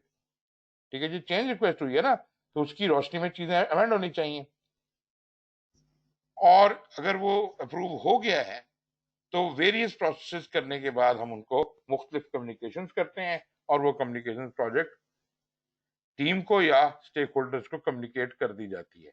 Ji नौलर। Change management अगर अप्रूव ना भी हो तो भी वो कम्युनिकेट तो होती ही है ना? किसको? चले ये बोल दें कि जिन्होंने चेंज रिक्वेस्ट की है। लाजमी बात है, जो तो ओरिजिनेटर है ना, जिसने भी की है उसको वो मिलेगी, उसको वो बिल्कुल मिलेगी, उसको डेफिनेटली मिलेगी। लेकिन अगर ये चेंज रिक्वेस्ट अप्रूव हो जाती तो ये सबको बताई जाती कि ये वाली चेंज रिक्वेस्ट अप्रूव हुई है और इसमें इसकी वजह से प्लान में यहाँ यहाँ अमेंडमेंट हो गई है। अब जो भी आप प्लान दें तो नए वाले पे अमल करें, लेटेस्ट वर्जन के ऊपर अमल करें। ये सर, ये जनाब ये हमने डिस्कस तो कर लिया, ये भी हमने बात की थी। ये तो हम डिस्कस कर चुके हैं, ये तो हम कर चुके हैं। खैर जी, यहां तक क्लियर होगी जी बात। मेरे हिसाब से ये चैप्टर आज का खत्म हुआ, इसमें और कुछ भी नहीं है। अभी हम आगे नेक्स्ट क्लास में, कल की क्लास में एंटरप्राइज फैक्टर और ऑर्गेनाइजिंग प्रोसेस, एसेट्स वगैरह को देखेंगे, काफी तफसील में डिस्कस करेंगे। मेरा ख्याल है कुछ टाइम उसके ऊपर लग जाएगा। फिर हम तीसरे चैप्टर में जाएंगे जो रोल्स ऑफ प्रोजेक्ट मैनेजमेंट है। उसके बाद मैं दोबारा ये जो सारी कहानी आपको सुनाई है, इसको मैं एक और किस्म के डायग्राम के थ्रू आपको बताऊंगा। तो अभी अगर चीजें नहीं भी वाजिया तो उसके बाद और ज्यादा मजेदार वाजे हो जाएंगी, फिर हम उससे आगे चल सकेंगे। फिर हम इंटीग्रेशन, फिर स्कोप, टाइम, कॉस्ट, इस तरह हम शुरू हो जाएंगे उसके बाद। ये है जी कहानी। जी नौरोज। बस सर अब आपने कह दिया। मैं ये इसलिए चाह रहा था कि इंटीग्रेशन मैनेजमेंट को जरा हम डिटेल में पढ़ेंगे ना आगे। ऑफ कोर्स जी, ऑफ कोर्स, क्यों नहीं। जी जी ठीक है, बिल्कुल जी। एनी अदर क्वेश्चंस और कमेंट्स और एनीथिंग?